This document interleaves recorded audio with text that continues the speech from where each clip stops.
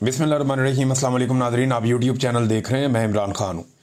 Nadreen, मैंने वैसे ही एक दिन सोचा था कि अलीम खान के ख़िलाफ़ कभी कोई ज़्यादा बात करूँगा नहीं। उसकी वजह यह है कि अलीम खान ने मुझे एक दिन नौकरी से निकाला था और उसके बाद मैंने सोचा कि अगर मैंने कभी इसके ख़िलाफ़ कोई प्रोग्राम किया या कोई स्पेशल बात की तो ऐसा है शायद कि मैं ज़ाती तौर पर गुस्से में हूँ और मेरी इसने रोज़गार मेरे से छीना था और मेरे साथ ज़्यादती की थी, कहीं बदला ना हो जाए। मैं इस मामले में मोहतात रहता हूँ। लेकिन अभी जो इस शख्स ने किया है, मुझे इसके बारे में अब बात करनी पड़ेगी और वो सारा कुछ बताना पड़ेगा जो इस आदमी ने किया है। नंबर एक तो ये है नादरीन कि ये एक प्रोपेगेंडा फैलाया जा रहा है कि लाहौर में इमरान खान साहब रावी पे कोई शहर बनाना चाह रहे थे और उसमें अब ये प्रोपेगेंडा किया जा रहा है कि ये वही सारा प्रोजेक्ट है जो अब डूब रहा है। तो आप याद रखें कि इमरान खान साहब ने रूडा बनाया था जो अभी भी मौजूद है। रावी अर्बन डेवलपमेंट ये एक पूरा प्रोजेक्ट था। तो ये जो अथॉरिटी बनाई थी इमरान खान साहब ने, और इसने एक नया शहर ऐसी जगह पे बनाना था और बहुत सारी डेवलपमेंट थी। इसमें दरिया को जो है वो झील में कन्वर्ट करना था। बहुत बड़ी बड़ी झीलें बननी थी कि इजाफी पानी वहाँ पे स्टोर हो जाता।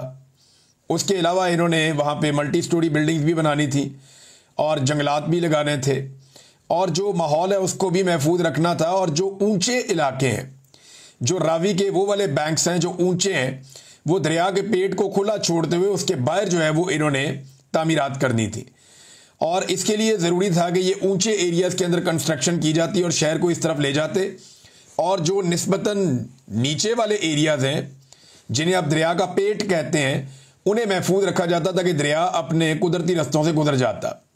अब हुआ ये कि इमरान खान साहब का प्रोजेक्ट तो अभी भी चल रहा है, उसके ऊपर जाके नंबर टांग लेती है। कभी मरीम नवाज जाके वह अपनी फुटेज बना लेती है, कभी कुछ और कभी कुछ और अब सैलाब आया है और ये बहुत बड़ा सैलाब है। तो उसके बाद जिन सोसाइटियों को इमरान खान साहब मना कर रहे थे ना कि इनको एनओसी नहीं देना, उनके अंदर पानी घुस गया है। इमरान खान साहब ने क्या कहा था, मैंने ये आपको पिछले वीलॉग में सुनाया कि इमरान खान साहब ने कहा कि अलीम खान का प्रॉब्लम यह था कि उसने एक बहुत बड़ी ज़मीन खरीद ली थी दरिया के अंदर, यानी वो दरिया का इलाका है, दरिया की ज़मीन है जिसे अलीम खान ने ख़रीद लिया था और वो वहाँ पे ग्रीन एरिया को ब्राउन एरिया में कन्वर्ट करना चाहता था। और ये करते हुए वो वहाँ पे अपनी रेजिडेंशियल सोसाइटी को एक्सटेंशन देकर अरबों रुपया कमाना चाहता था। ये उसकी ख्वाहिश थी अलीम खान की। लेकिन इमरान खान साहब और उस्मान बुज़दार इस ख्वाहिश के रास्ते में रुकावट बन गए। उस वक्त एक हुआ करते थे SM इमरान साहब, ये इनको वाइस चेयरमैन इमरान खान साहब ने LDA का लगाया था और इन्होंने ये अप्रैल 2022 में कुछ ट्वीट्स करके कुछ चीज़ें बताई थी इमरान खान साहब की हुकूमत ख़त्म होने से चंद दिन पहले। इन्होंने लिखा कि दरिया रावी के बहाव के रास्ते में किसी भी किस्म की तामीरात गैर कानूनी है और अलीम खान साहब वहाँ 300 एकड़ रकबे पर सोसाइटी को मज़ीद फैलाना चाहते थे जिससे शहरियों का जानी और माली नुकसान हो सकता था। कानून के तहत इन्हें वहां तामीरात की इजाज़त देना मुमकिन नहीं था। बतौर वाइस चेयरमैन LDA मेरे पास कई बार अलीम खान साहब का खिलाफ ज़ाब्ता रिवर बेड में, ये जो दरिया के अंदर तामीरात की इजाज़त का केस आया जो मैंने प्रेशर के बावजूद मंजूर नहीं किया। इमरान खान की जानिब से, वज़ीर आज़म की जानिब से हमेशा वाज़ेह हदायत रही कि मेरिट के खिलाफ कोई काम ना हो और इस सिलसिले में मुझे हमेशा वज़ीर आज़म की सपोर्ट रही। ये SM इमरान साहब, मैं इन्हें बड़ी अच्छी तरह जानता हूँ, ये बड़े काबिल आदमी हैं और इन्होंने अलीम खान के ख़िलाफ़ ये स्टेटमेंट दिया था कि अलीम खान दरिया के अंदर सोसाइटी बनाना चाहता है और वो हम उसको नहीं बनाने देंगे, क्योंकि इमरान खान साहब ने कहा था कि कानून के ख़िलाफ़ कुछ नहीं करना। और उस दौर में एक बंदे को ट्रांसफ़र भी करवाया गया, कई बंदों के ऊपर उन्होंने चढ़ाई भी की, लेकिन इमरान खान माने नहीं। फिर जनाब उस्मान बुज़दार की हुकूमत गिरा दी गई। हमजा शहबाज की भी यहाँ पे आसपास कुछ मिलते जुलते लोगों की, उनके करीबी लोगों की वहाँ ज़मीनें और भी थी। तो अभी हमजा शहबाज ये करने वाले थे कि उनकी हुकूमत गिर गई। फिर आ गए परवेज़ इलाही साहब, और इमरान खान साहब के होते हुए तो परवेज़ इलाही साहब भी ये नहीं कर सकते थे, लिहाजा फिर इन्हें इंतज़ार करना पड़ा। और जब मरीम नवाज वज़ीर आला पंजाब बनी तो अलीम खान को उन्होंने वो NOC दे दिया जिस NOC के लिए अलीम खान मारे मारे फिर रहे थे। अलीम खान साहब एक दिन उतरे लाहौर एयरपोर्ट पे और इमरान खान साहब की हुकूमत गिरने से पहले वो पहुंचे सब्तैन खान के पास। सब्तैन खान साहब वो शख्सियत है जो इमरान खान साहब के बहुत करीबी दोस्तों में से एक हैं। वो उनके पास पहुंचे और बड़ा उनका साथ रहा इमरान खान साहब के साथ, लेकिन अब वैसे नहीं है क्योंकि वो भी कंप्रोमाइज़ बाद में उनको होना पड़ा, उनके हालात ऐसे हो गए। सप्तान खान साहब के बाद ये उनके घर जाते हैं और जाकर कहते हैं कि वक्त आ गया इमरान खान से बदला लेने का। इमरान खान के दौर में मैं भी गिरफ्तार हुआ हूँ और अंदर गया हूँ, और आप भी गिरफ्तार हुए और अंदर गए हैं, आओ मिलकर इमरान खान से बदला लेते हैं और पंजाब हुकूमत भी गिराते हैं और वफाकी हुकूमत भी गिराने में मदद करते हैं। तो उस वक्त सप्तान खान ने इस बात से इनकार कर दिया था। अलीम खान का जो रियल इशू था वो उनकी सोसाइटी थी। वो ये चाहते थे कि कुछ भी करके उन्हें ये 300 एकड़ बेचने की इजाज़त मिल जाए, वो यहाँ पे चाइना कटिंग करें, यहाँ पे सड़कें बनाएं, यहाँ पे रास्ते निकालें और प्लॉटिंग करके लोगों को बेच दें। ये ज़्यादातर ओवरसीज पाकिस्तानियों को बेचने की कोशिश की गई। अब मरियम नवाज की हुकूमत आई तो उन्होंने हुकूमत में आते ही फौरी तौर पे ये एनओसी जारी कर दिया अलीम खान को। अलीम खान साहब को एनओसी जारी हुआ और दरिया के अंदर पूरी एक सोसाइटी बन गई। अब जब भी कभी बारिशें होनी थी या दरिया में पानी बढ़ना था तो उसका नतीजा यही निकलना था। अब मैं हैरान हो रहा था कि गुज़िश्ता 1-2 दिन से अलीम खान दरिया रावी पे क्या कर रहे हैं, उनकी तो ये वजारत ही नहीं है। वो तो फेडरल मिनिस्टर कम्युनिकेशन वो उधर है, लेकिन वो ये सड़कें वड़के मामला तो पूरे पाकिस्तान के ख़राब हैं। जो ज़्यादा मामला ख़राब हैं वो खैबर पख्तूनख्वा में हुए हैं। अभी चित्राल में बहुत बुरी हालत है, हालत जो है वो गिलगित बल्तिस्तान की आपके सामने है, फिर नीचे बहुत सारे पंजाब के और जाके। लेकिन ये बंदा रावी पे क्या कर रहा है लगातार 2 दिन से, तो अब बात समझ आ रही है ये बंदा रावी पे क्या कर रहा था। इसके बारे में एक ख़वातीन है कुछ बता रही हैं, ज़रा ये सुने। एक खातून तो बदवाएं दे रही है, लेकिन ये ज़रा ख़वातीन की आप बातें सुने, उन्होंने क्या क्लेम किया कि रावी के ऊपर इन्होंने कितना बड़ा जुल्म किया। ये सुने ख़वातीन को आप क्या बता रही हैं।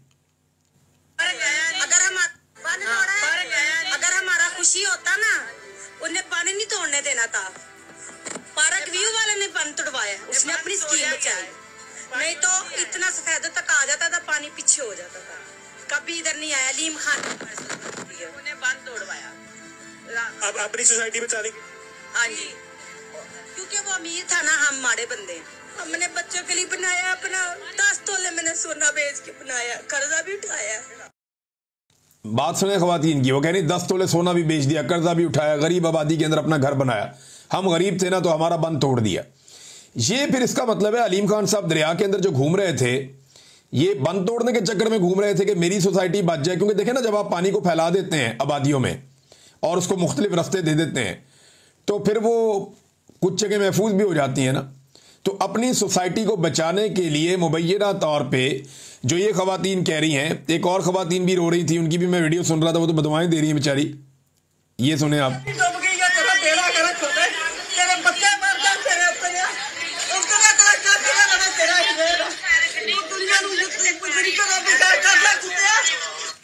ये खातून जो है वो बुरा भला कह रही हैं, बददुआएं दे रही हैं, इनका भी घर भीग गया और जो इनका घर बह गया।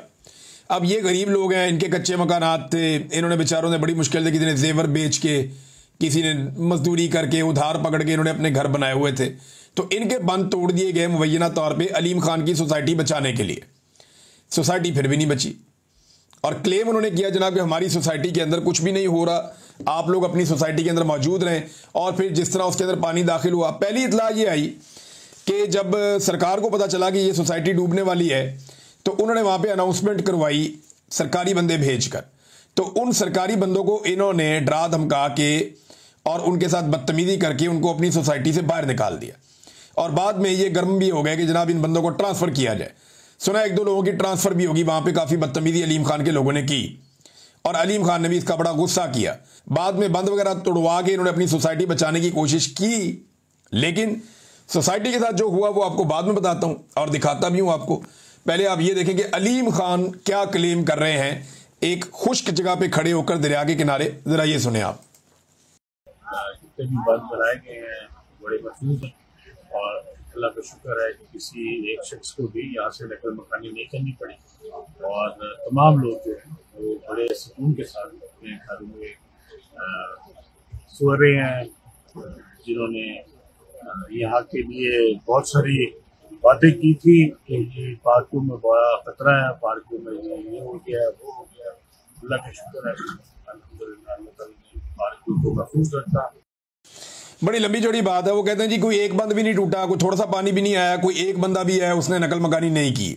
अब ज़रा ये आप देखें, कश्तियाँ चल रही हैं पार्क व्यू के अंदर, लोग नकल मकानी कर रहे हैं।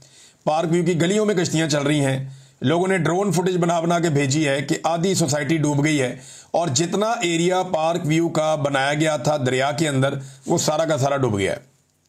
इमरान खान का विजन था कि ये काम नहीं करने देना, लेकिन क्योंकि अलीम खान ने मिलिट्री एस्टेब्लिशमेंट के साथ मिलकर मदद की और इमरान खान की हुकूमत को गिराया अपनी इस सोसाइटी के लिए, और बाद में वादे के मुताबिक मरीम नवाज ने आते ही अलीम खान साहब को एनओसी दिया दरिया के अंदर सोसाइटी बनाने का, मुबैना तौर पे जो सर्कुलेट भी कर रहा है और खुद सोसाइटी का उसके ऊपर वो लेटर पैड है जिसके ऊपर लिखा हुआ है।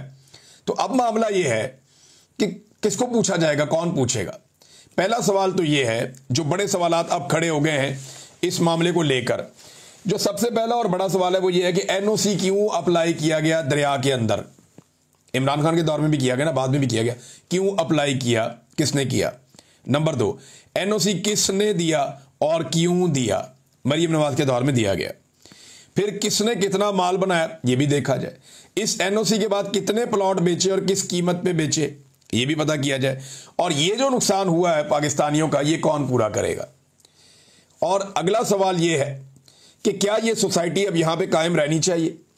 ना सिर्फ ये सोसाइटी बल्कि बहुत सारी और सोसाइटी भी बनी हुई है, खाली अलीम खान नहीं है, और बहुत बड़े बड़े मगरमच्छ हैं जिनकी पूरी पूरी सोसाइटियां पानी के नीचे आ गई हैं, क्योंकि उन्होंने सोसाइटियां बनाई ही दरिया के अंदर थी।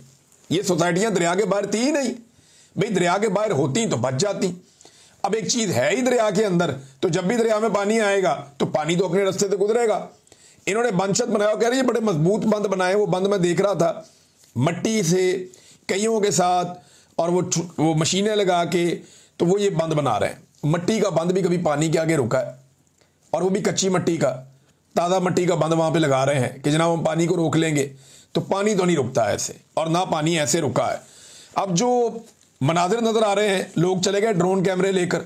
जब अलीम खान ने स्टेटमेंट दिया उन्होंने अंदर से वीडियोस बना के दिखाई। उन्होंने कहा देखे जी ये क्या हालात है पार्क व्यू के, और सारी की सारी सोसाइटी डूबी हुई है। अब नाज़रीन बड़ा सवाल यह है कि एनओसी कैंसिल होना चाहिए, इन माफियाज के नाम जो है ईसीएल में डलने चाहिए, इन्हें फौरी तौर पे गिरफ्तार किया जाना चाहिए, लोगों के प्लाटों के और घरों के पैसे सूद समेत उन्हें वापस दिलवाने चाहिए ताकि वो महफूज जगह पे जाके अपनी इन्वेस्टमेंट करें। इतने पैसों में वो डीएचए में प्लॉट लेके वहां घर बना सकते हैं, लिहाजा डीएचए का भी फायदा हो जाएगा, जरा वो ये सोच लें। तो इन लोगों के जो हैं वो पैसे वापस दिलवाए जाएं। अगर देखें मलिक रियाज पे गुस्सा इसी बात का है ना कि वो इमरान खान के खिलाफ गवाही नहीं दे रहा, और इस बात पे अलीम खान पे नजर करम है कि वो इमरान खान के खिलाफ जो मर्जी आप उससे करवा लेते हैं। लेकिन एस्टेब्लिशमेंट ये बात सोचे कि क्या पाकिस्तान को उन्होंने सिर्फ इमरान खान की जात पे रख के चलाना है, इसी बुनियाद पे आपने फैसला करना है। इतनी बड़ी ज्यादती तो बैरियर टाउन ने भी नहीं की जो इन्होंने पार्क व्यू वालों ने कर दिया अवाम के साथ, और दरिया के अंदर ही प्लाट बांट दिए इन्होंने, और दरिया जब आया अपने रास्ते के ऊपर तो घर सारे लोगों के बीच में बह रहे हैं। लोगों की गाड़ियां, कीमती सामान, वो सारा इनसे सूद समेत पैसा लेकर अवाम को वापस किया जाए, इन्हें गिरफ्तार। कोई भी मुल्क होता ना जहां कानून होता, थोड़ा सा भी आइन होता, तो वहां पे अलीम खान इस वक्त जेल में होता और बहुत सारे ऐसे लोग और भी इस वक्त जेल के अंदर होते। लेकिन देखिएगा ये माफिया इस मामले को कैसे हैंडल करता है, ये आने वाले वक्त में आपको दिखाई दे जाएगा। नाज़रीन जो टिकटॉकर्स ने किया वो अब साबित होना शुरू हो गया, यानी इन्होंने किश्तियां चला चला के बेड़ा गर्क कर दिया, और हेलीकॉप्टरों पे, कश्तियों पे, जो मैंने आपसे कहा था ना ये उसी ट्रैक पे जा रहे हैं। अब तस्वीर बनाने के लिए सैलाब से 10 किलोमीटर दूर एक इलाका है, गांव, ये वहां पहुंचे हैं। मैंने वहां पे भेजे हैं डिजिटल मीडिया के लड़के, और वो लोग बताएंगे आने वाले घंटों में कि जिन लोगों को ये मिले उनके साथ इन्होंने क्या किया और वो लोग कहां से इकट्ठे किए गए। सारी तफसीलात वहां से भी आ जाएंगी। डिजिटल मीडिया रिपोर्ट कर रहा है, वरना रवायती मीडिया तो इस वक्त डरा हुआ है कि पता नहीं एस्टेब्लिशमेंट उन्हें खा जाएगी या उनके साथ उनको उठा के मुंह में डाल लेगी अगर उन्होंने सच बोला, या आवाम की मिजरीज दिखाई, या आवाम की जो बुरी हालत है वो इस वक्त उन्होंने दिखाई, तो पता नहीं पाकिस्तान की एस्टेब्लिशमेंट उठा के उन्हें अपने मुंह में डाल के चबा जाएगी। मीडिया तो ऐसे डरा हुआ है, लेकिन डिजिटल मीडिया के जो नौजवान हैं उन्हें मैं सैल्यूट पेश करता हूँ। ज़बरदस्त काम कर रहे हैं, हर जगह पे जा रहे हैं और जाकर हर जगह पे एक्सपोज कर रहे हैं हुकूमत को। और हुकूमत का अगर बस चलता ना वो तो बताते सैलाब आया ही नहीं है, या वो सारा कुछ इंडिया के खाते में डाल के सेलेक्टिव फोटोज लगा के वो साबित करते कि उन्होंने सबसे बड़ी कुर्बानी दी है। देखिए पाकपतन के अंदर दरियाए सतलुज की वजह से बहुत बड़ी नकल मकानी हो रही है, कसूर में भी ये हो रहा है, वजीराबाद के हालात खराब हैं, दीगर कई जनूबी पंजाब के इलाके हैं वहां पे बहुत खौफ और जो है वो बढ़ता जा रहा है। हुकूमती जो आदाद-ओ-शुमार आते हैं वो भी ठीक नहीं आते। हुकूमत ने रात को कहा पानी उतर रहा है, सुबह लोग वापस गए तो पानी दोबारा चढ़ रहा था। तो हुकूमत के पास भी सही मालूमात नहीं है। ख्वाजा आसिफ साहब ने जब ये कहा कि इंडिया का कसूर नहीं है और ये आबी जारहियत मैं इसे इंडिया की नहीं समझता, तो अब मेरे ख्याल में ये फैसला कर लिया गया है कि इसे फाइनली भारत की आबी जारहियत कहा जाएगा और तमाम नाकामियों का मलबा जो है वो भारत में डालने की कोशिश की जाएगी। अब तक पंजाब में लगभग 1800 देहात मुकम्मल तौर पे डूब गए हैं और ये बहुत बड़े बड़े रकबे हैं देहातों के, और इनमें बहुत बड़े पैमाने पर फसलें डूब गई हैं। लगभग 20-25% का नुकसान फसलों का अब तक हो गया है। 15 लाख से ज़ायद अफराद तकरीबन अब तक मुतासिर हो चुके हैं और ये सिलसिला अभी भी जारी है। जबकि टिकटॉकर्स को टिकटॉक्स बनाने के अलावा और कोई काम याद नहीं है। ये जहाँ पे मरियम नवाज साहबा गई थी वहाँ पे मीडिया गया, जाके लोगों से पूछा, उन्होंने कहा जी हमें तो टके की मदद नहीं मिली, हमें तो रेस्क्यू भी नहीं किया जा रहा। हालात इतने पतले हैं। यहाँ पे कुछ नौजवानों के इंटरव्यूज थे, वो बताते हैं जनाब हम तंग आ गए हैं, हमें कोई सहूलत फराहम नहीं की जा रही। ये सुने आप एक नौजवान क्या कह रहा है। अस्सलाम वालेकुम, हमारी मीडिया से गुजारिश है कि हमारी खबर को ऊपर पहुंचाएं। ऐसे साहब और हमारे रांझा के मीडिया वाले खुद कश्ती में बैठ के झूठे ले रहे हैं और 2-3 बंदे बैठे हैं रेस्क्यू वाले, लेकिन वो 15-16 बैठे हुए हैं। हमारी बीवियों ने इतनी मिन्नतें की हैं, लेकिन वो बिठा रहे हैं, उल्टा गाड़ी निकालते हैं और कहते हैं हमें FIR दे देनी है आपके खिलाफ। देखें जी, वो कह रहे हैं जी हम आप पे FIR दे देंगे अगर बात करोगे तो। और 15-16 बंदे इंतजामिया के झूले ले रहे हैं कश्तियों के अंदर, अपने टिकटॉक्स बना रहे हैं, और वो जो है क्या नाम है अवाम, वो कहती है हमें बिठाओ तो उनको धमकी दी जाती है जी आपके ऊपर हम FIR करवा देंगे, मुकदमा दर्ज करवा देंगे। अब ये एक और साहब हैं, ये बता रहे हैं जी कि टिकटॉक ही बन रही है। सुने जरा बात। वो सिर्फ अपने, मैंने बताया ना आपको, टिकटॉकर है हमारी नज़र में, बस के अलावा कोई वो वज़ीर आला नहीं, कोई कुछ नहीं। एक टिकटॉकर है, जो लीडर है ना वो एक ही है, वो है जेल में। ये लोग कह रहे हैं जी हमें कोई सहूलत नहीं मिली। आगे फर्दर सारी चीज़ें बता रहे हैं कि हमें ना खाना पहुंचाया गया ना कुछ, और बहुत सारे नौजवान बता रहे हैं खाना भी नहीं पहुंचा हमें, किसी किस्म की मदद भी नहीं पहुंची हमें। फिर एक जगह पे वो बिरयानी बांटी जा रही थी, ऊपर स्टिकर लगा के वो बंदे ने डब्बा खोल के बताया जी बीच में चावल ही इतने से हैं और वो भी चने वाले। तो अजीबो गरीब हालत हमारी की हुई है। इन्होंने अपनी प्रमोशन पे इन्होंने कमर बांधी हुई है। हम जब खाना लेने आते हैं तो हमारी वीडियोज ऐसे बनाते हैं जैसे हम मांगने वाले हैं, तो लोगों की हद तक भी कर रहे हैं और लोगों को कुछ दे भी नहीं रहे। ये बड़े जालिम लोग हैं, ये हुक्मरानों ने इस दफा तबाही फेर दी है। नादरीन, जहां मैं ये सारी चीज़ें आपको बता रहा हूं कि हुकूमत मुकम्मल तौर पे नाकाम हुई है लोगों को इमदाद देने में या लोगों तक पहुंचने में, वहां देखें हमारी एक जिम्मेदारी भी है बतौर पाकिस्तानी। हम 25 करोड़ लोगों का मुल्क हैं और अगर हमारे लोग बहुत ज़्यादा भी मुतासिर होंगे सैलाब से तो end of the day 2-2.5 crore लोग मुतासिर होंगे। तो हम बाकी लोग जो हैं क्या अपने बहन भाइयों का हाथ थाम नहीं सकते? हम ये कर सकते हैं, हमें खुद आगे बढ़कर अपने पाकिस्तानियों की मदद करनी पड़ेगी, ये सोचे बगैर कि हमारा ताल्लुक किस पॉलिटिकल पार्टी से है, ये सोचे बगैर कि हम क्या काम करते हैं या ये शख्स हमें पसंद है या नहीं पसंद। ये सारी चीज़ें छोड़कर हमें पाकिस्तानियों की मदद करनी पड़ेगी। देखें, हुकूमत के अंदर तो ये दम नहीं है, ना उनके पास मैंडेट है, ना उन्हें अवाम ने मुंतखब किया है और ना वो अवाम का सामना कर सकती है। उनके हालात बहुत पतले हैं। तो इस मजबूरी को समझते हुए पाकिस्तानियों को आगे बढ़ना चाहिए और पाकिस्तानियों की मदद करनी चाहिए। मैंने बहुत सारी टीमों से बात की है जो मेरे साथ पहले काम कर रही थी फ्लड में। उन सबसे मैंने कहा जी आप देखें जाके और चेक करें हमें किन चीज़ों की ज़रूरत पड़ सकती है। हम पाकिस्तानियों से अपील करेंगे ताकि पाकिस्तानी जो सैलाब से मुतासरा इलाके हैं या जो लोग हैं उन तक जो इमदादी सामान है वो पहुँचाना शुरू करें। तो ये पाकिस्तानियों से अपील है कि जो जो सामान सैलाब मुतासरीन को चाहिए वो उन्हें पहुंचाएं। पंजाब के शहरी, खैबर पख्तूनख्वा के शहरी और आगे अब ये सिंध की तरफ जा रहा है तो वहाँ के लोग भी आपकी मदद के मुंतज़िर हैं। नाज़रीन, एक और ख़बर मैं आपके सामने रखता हूँ। ये एक प्रोजेक्ट था बड़ा, मरियम नवाज़ का लाडला एक प्रोजेक्ट था जिसके ऊपर ज़ईम लगारी साहब ने एक दफ़ा कवरेज की और ज़ईम लगारी साहब ने बताया कि जनाब ये 2 नंबरी हो रही है और इसके अंदर करप्शन हो रही है प्रोजेक्ट में और ये 2 नंबर प्रोजेक्ट है। तो लाहौर डेवलपमेंट अथॉरिटी ने बाइक लेन मंसूबे को ख़त्म करने का फैसला कर लिया। मंसूबे के बाद सड़क पर रश मज़ीद बढ़ गया था और फ्लो मुतासिर होने लगा था, जिसके बाद शहरियों की मुश्किलात में इजाफा हुआ। डॉन अखबार के मुताबिक हादसात में 30% इजाफा हो गया था। ये वाला प्रोजेक्ट बनाने के बाद बाइक लेन के लिए नस्ब किए गए डिवाइडर्स हटा दिए गए हैं और सबज रंग तो वैसे ही धुल गया था पहली बारिश में। तो ये खबर जब ज़ईम लगारी ने दिया था तो उसका शुक्रिया अदा करने की बजाय उसको ISI उठा के ले गई। हफ्ता उसके ऊपर टॉर्चर करते रहे, फिर उसको छोड़ दिया और आज मुंह काला हो गया सबका कि वो डिवाइडर भी हट गए, वो रंग भी मिट गया। ये है इनका प्रोजेक्ट। इनकी हुकूमत भी इसी तरह जाली है जैसे इनके प्रोजेक्ट जाली हैं। एक दिन आप देखेंगे इनके चेहरों पे चढ़ा हुआ रंग भी उतर जाएगा और एक दिन आप देखेंगे जो रास्ते का एक डिवाइडर है एस्टेब्लिशमेंट की सूरत में वो भी हट जाएगा और फिर पाकिस्तान अपने ट्रैक पे आ जाएगा। और ये होना है अल्टीमेटली। अब तक के लिए इतना ही। अपना ख्याल रखिएगा, अपने चैनल का भी। अल्लाह हाफिज़।